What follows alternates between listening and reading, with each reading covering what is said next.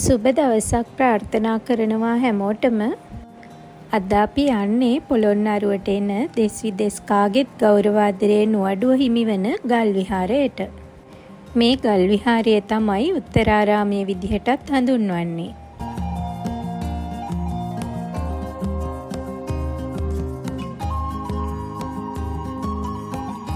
හරිම සුන්දර නිහඬ පරිසරයක තමයි මේ උත්තරාරාමයේ පිහිටලා තියෙන්නේ.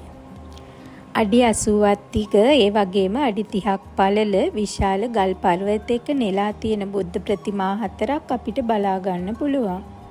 මේ පිළිම නිර්මාණයේ ඇති අනර්ඝභාවය නිසාම අද මේ පිළිම ලෝක උරුම නිර්මාණයක් බවට පත් වෙලා තියෙනවා. චූල වංශයට අනුව 12 වෙනි සියවසේදී පමණ මහා පරාක්‍රමබාහු රජතුමා විසින් නිර්මාණය කරපු බව තමයි සඳහන් වෙන්නේ. ඒ වගේම මේ ශෛලමය පිළිම පිළිබඳව අදටත් විවිධ වූ මත පවතිනවා. මුලින්ම අපිට දැක ගන්න හම්බ වෙන්නේ අඩි 15යි අඟල් 2ක් පමණ උස පිටුපසින් තොරණක් සහිතව නිර්මාණය කරලා තියෙන ඉදි බුද්ධ ප්‍රතිමාවක්. බුදුරජාණන් වහන්සේ වීරාසන ඉරියව්වෙන් ධානයට සමවැදි අවස්ථාවක් නිරූපණය කර ඇති බවයි සඳහන් වෙන්නේ. ලංකාවේ කිසිදු බුද්ධ පිළිමයක දක්නට නොලැබෙන විදිහේ විශේෂත්වයක් මේ පිළිමේ අපිට දැක ගන්න ලැබෙනවා. ඒ තමයි බුදුරජාණන් වහන්සේ වැඩ සිටින ආසනයේ පිටුපස ඇඳ නිර්මාණය කරලා තිබීම.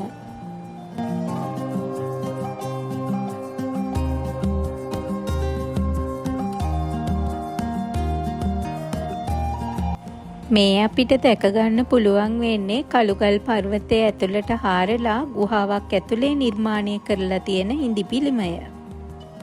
මේ හිඳි පිළිමයේ උස අඩි 4යි අඟල් 4ක් වෙනවා. මේ පිළිමෙන් දැක ගන්න පුළුවන් වෙන්නේ වීරාසන ඉරියව්වෙන් ධාන මුද්‍රාවෙන් වජ්‍රාසනයක් මත වැඩ සිටින අවස්ථාව.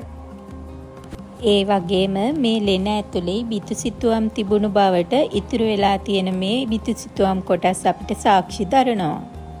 අඩි 22යි අඟල් 9ක් පමණ උස මේ හිටි පිළිම වහන්සේ පිළිබඳව විවිධ වූ මතයන් පවතිනවා. මේ පිළිබඳ පවතින මතයන් වන්නේ මේ බුදුරදුන් හෝ ධර්ම භාණ්ඩාගාරික ආනන්ද තෙරුන් විය හැකි බවයි. නමුත් බොහෝ විද්වතුන්ගේ මතය වන්නේ මේ පద్මාසනයක් මත පරදුක්ඛ දුක්ඛිත මුද්‍රාවෙන් ලොව දෙස බලා හිඳින බුදුරජාණන් වහන්සේගේ නිර්මාණයක් විය යුතු බවයි. මේ පිළිමේ විශේෂත්වයක් වන්නේ ගල් විහාරයේ විස්තර අන්තර්ගත වෙලා තියෙන චූල වංශයේ මේ ප්‍රතිමාව පිළිබඳව කිසිදු සඳහනක් නොවීමයි. ඒ නිසා මේ නිර්මාණය පසුකාලීන නිර්මාණයක් බවට මතපල වෙනවා. මේ සැතපෙන පිළිමේ ශීර්ෂයේ ඉඳලා ශ්‍රී පතුල තෙක් දිග අඩි 46ක් පමණ වෙනවා.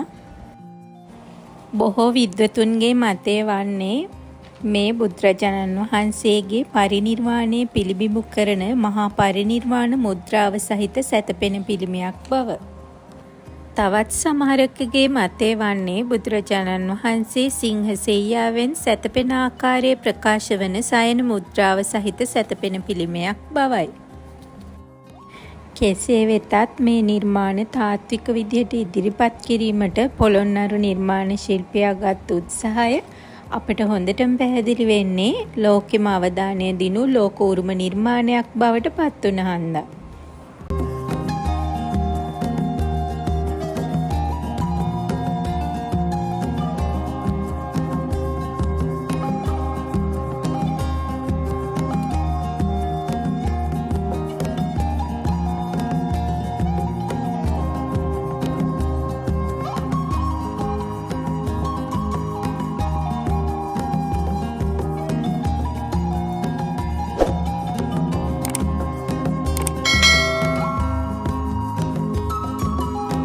ඉතින් මේ අති විශිෂ්ට නිර්මාණය බලලා ඊළඟට අපි ගියේ පොළොන්නරුව බෞද්ධ සංගමයේ අධීක්ෂණය යටතේ පවතින සමාධි උයන බලන්න.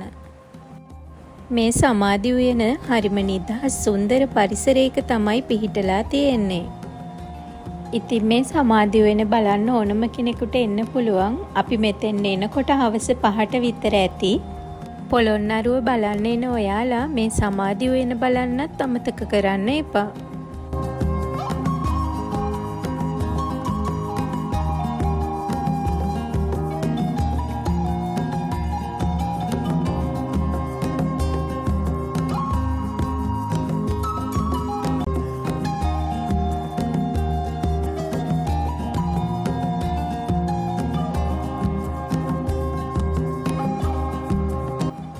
ඉතින් මේ වීඩියෝ එකත් එක්ක දිගටම හිටපු ඔයාලට ගොඩක් ස්තුතියි.